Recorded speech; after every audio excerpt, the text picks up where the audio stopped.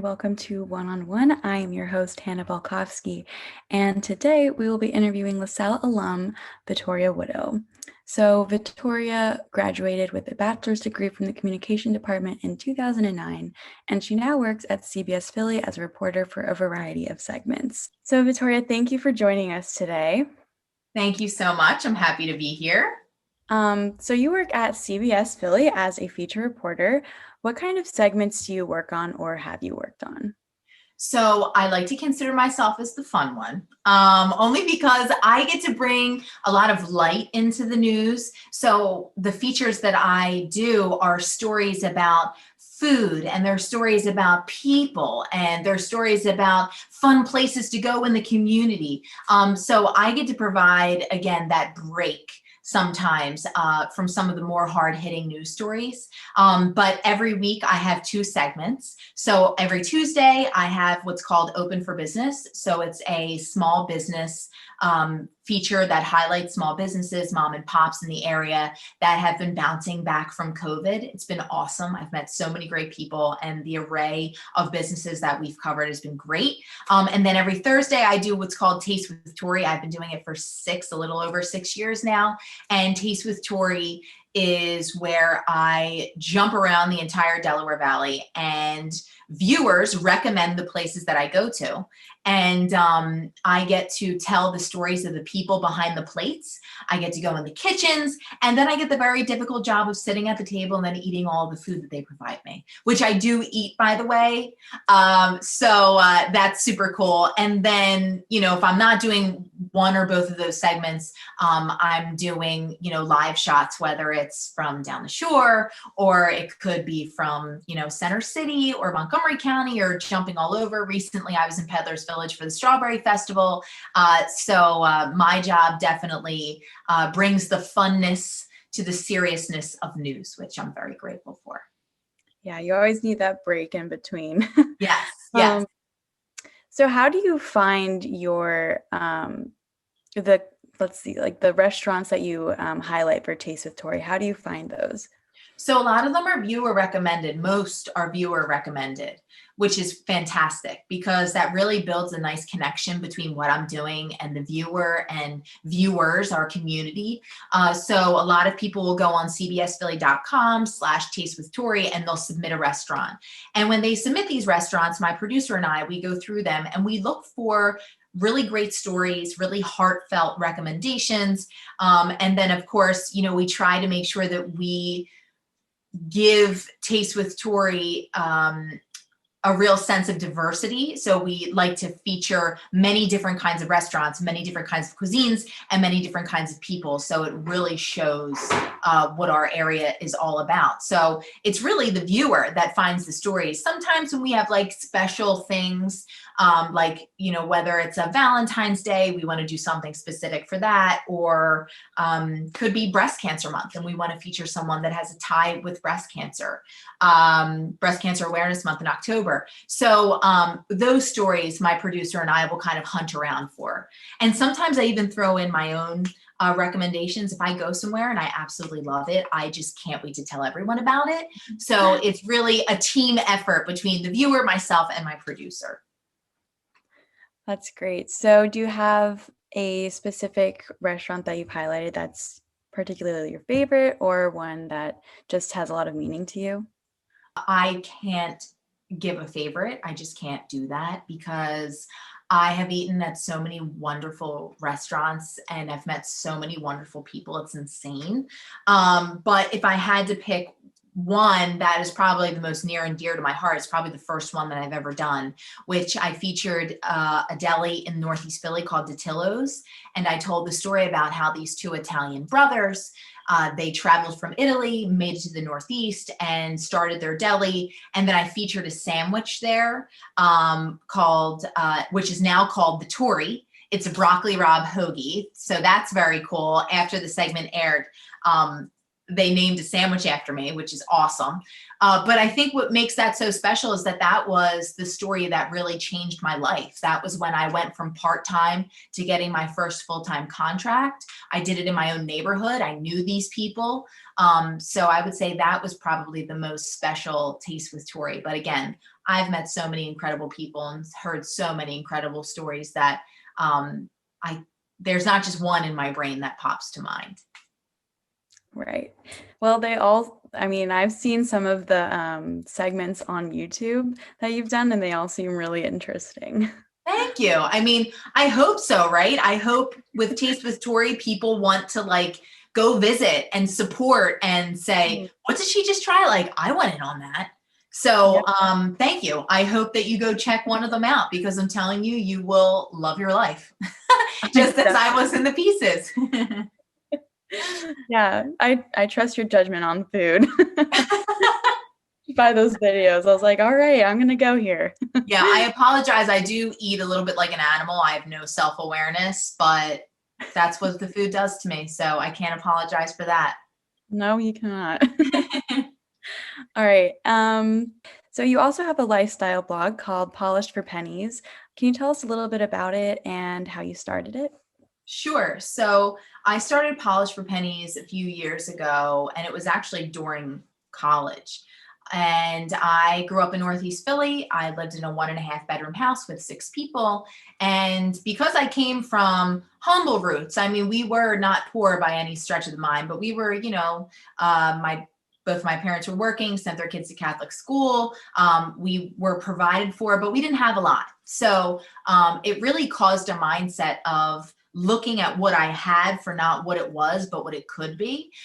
Specifically, how much money I had in my pocket, because after graduating from school and being responsible for student loans, you're working to compensate for all that. So I was looking at my pocketbook, those pennies that I had in my pocket, how I could stretch them, and how, with only having a couple of pennies in my pocket, how I could still feel confident about my life and happy with what I had and happy with myself. So Polish for Pennies was really born of that mindset. How to look, feel, and live like $1,000,000 with only a few shiny pennies. That was the tagline.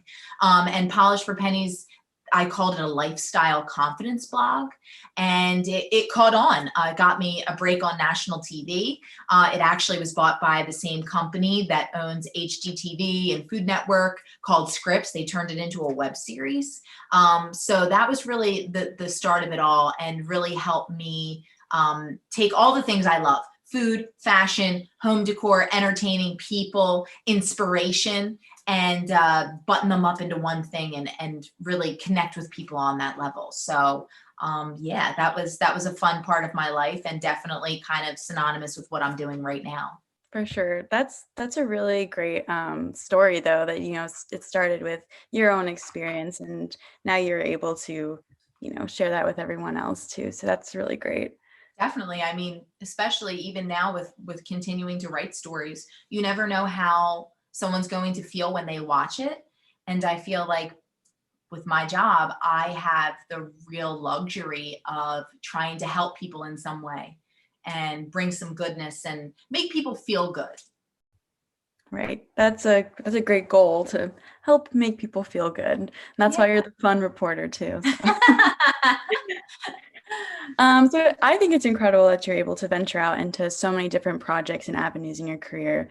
Do you ever feel like it's overwhelming at times? Yeah, I think especially when you want to do so much. So if you have a lot of interests, how do you carve out a path to explore all those things? So yeah, I mean, but then again, there were so many things that I tried where I learned what I didn't want to do too. So I was an intern for Merrill Reese. He's the voice of the Eagles. And I was an intern for him at his radio station in Levittown called WBCB. And I remember being there and learning that maybe radio wasn't exactly for me. And I remember him walking in and saying, and he's eating like a bag of pretzels, like pretzel nuggets. And he's like, Vittoria, it's just as important to know what you don't want to do than it is what you do want to do. And I really thought about that, and that made a lot of sense. So yeah, it gets overwhelming at times, especially, when you're your age, or any age really, when you're trying to figure out what you really want to do in life. And again, what really makes you happy. But you just got to try things and just kind of like dwindle the list down. And eventually you end up exactly where you're meant to be. Right. So going off of that, getting to the place that you are in your career takes a lot of hard work, obviously, and trials and errors. So other than the radio station, what else led you up to where you are now? So during college, I was an Eagles cheerleader for 2 years. And that was when I really was introduced to media and its many facets: radio, television, newspaper, all that stuff. So I was very fortunate enough to have that job for 2 years and meet a lot of people. And being a cheerleader, I actually met Merrill Reese, which is how I got an internship at his radio station. When I met him, I also met his producer, and I straight up just asked his producer, "Hey, is your radio station?" Or Merrill Reese was broadcasting for WIP and WYSP at the time. So I'm taking you way back. So you probably won't even know any of these like radio stations. But anyway, you will know WIP because it still exists. But anyway, I met his producer. I said, "Hey, they have any internships over at the radio station?" And he was like, "I'll check." So I was like, I stayed on him, and eventually I got an internship. And then I started working as a receptionist at KYW News Radio.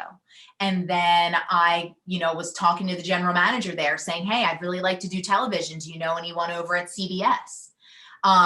So he got me an audition over at CBS, and then they ended up hiring me there. And it was just like the real thread that's woven within my story is that it was a lot of people that helped me get here. And it was a lot of networking and kind of walking the walk and talking the talk. If people were recommending me to somewhere or making an introduction, I was trying my best to make sure that like I wasn't going to let them down. Like them putting their name on me really meant something. So I was going to finish it. And I worked at Tango Traffic, which was like a small traffic station in Malvern, and then came back to Channel 3 after the news director saw me on national television with my blog and said, "Hey, do you want to come back and do traffic?" So I'm like, "Yeah, let's do it." And then that leads me to the general manager's office, pitching Taste with Tori. And then years later, here I am today, still with a job, thank God. So yeah, it's been a wild, fun ride, but I've really done a lot. And I think my story is a little unconventional because when you enter into journalism, or if you want to be a reporter, a lot of the times you have to work in very small markets. Many people say you don't start in Philadelphia, you end in Philadelphia because it's a top 5 market. But I think for me, things were just a little bit different because I really wanted to be here and I wanted to prove myself here. And to do that, there were so many people that really took me under their wing and were like, "Hey, let's give this girl a shot." Mm-hmm. That, and I also had, some legal stalking of people to follow up with people, emails, phone calls, and make sure these people didn't forget who I was. And yeah, that helped too. Yeah, it's always good to put yourself out there and just keep trying, and then they will remember you. Yeah. And I think right now, especially in this world, we're communicating a lot virtually. But when entering a career path like this, you really have to think what sets yourself apart from everyone else.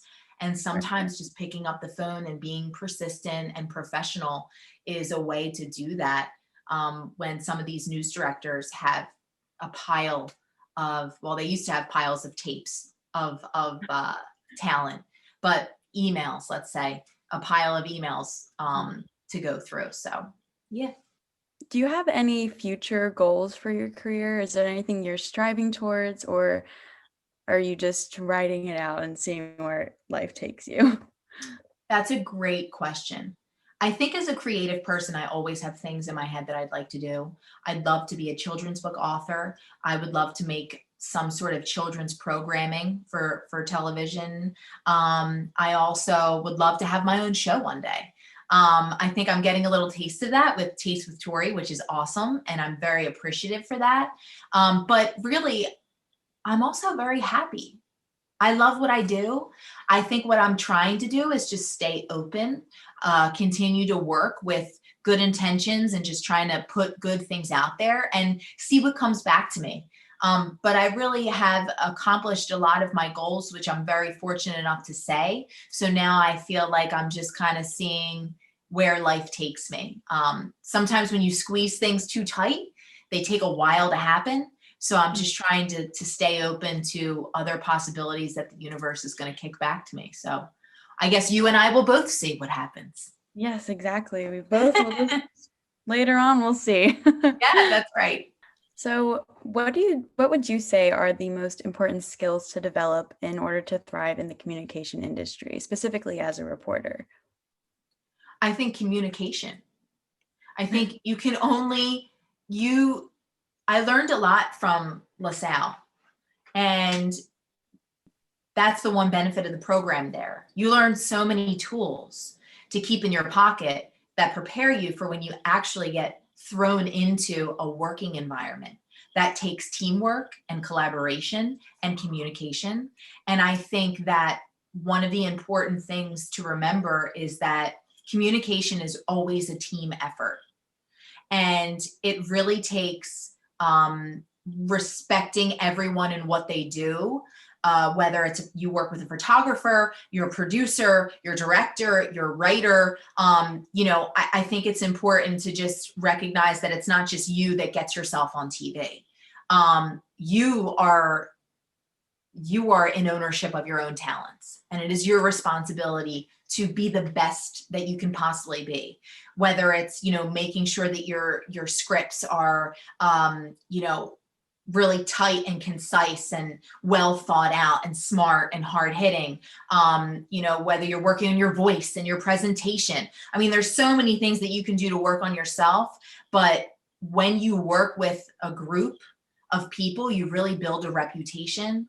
And I think a lot of the time, a reputation is what takes you very far. People like working with people that they like to work with. And I think that's something to really keep in mind, is that you want to be a team player in all of this. And that's definitely something to keep in the forefront, if that answers your question. Yes, that does. It kind of answers my last question too, which is if you had any advice for anyone who wanted to get into this industry. But if you have any last pieces of advice, you can go ahead and share with us. Yeah, I think my best piece of advice would be do what makes you happy. And I know that sounds very like meme like, but it's really true. When you follow what makes you happy with a genuine good intention, good things come to you.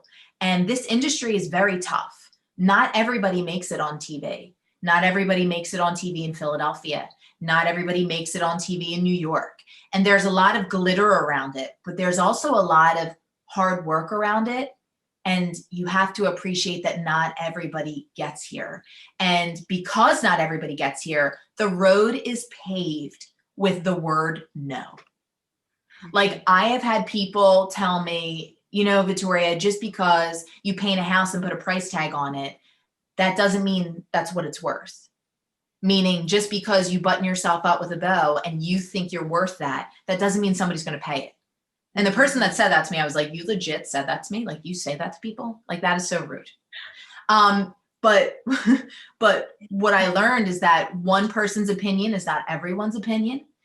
And you have to keep fighting beyond the word no. And if this is genuinely something that you want, because it takes a lot of hard work, a lot of grit, and a lot of moments that just feel very dark and cloudy, and you feel like you'll never break through into the sunlight, you have to stick with it. And you have to be positive, and you have to just keep working on yourself, working with what you have, and making your situation work for you. So, follow what you love to do. Understand the word no comes with that in many forms, but keep working at it and don't give up. If this is your dream, you must do it. Like that little voice inside that's like guiding you in places. If you follow that, even through the yucky no moments, you will eventually find your way. So that would be my best advice. That's some pretty good advice, I would say. Well, Vittoria, I just want to thank you so much for joining us today and providing insight into the communication field and sharing your experiences. I really appreciate it, and I wish you continued success in your career. Thank you. And you too, Hannah. And Hannah, what do you want to do? See, I'm trying to figure that out still. Okay, good. Good. Yeah, Then you have a lot of exploring to do. I do. Hopefully it turns out well, like your exploration has gone. Well, you always end up where you're meant to be. So That's I'm very sure you'll true. find your way. Well, Cool. that's it for this segment of One-on-One. We'll see you next time. Thank you, Hannah.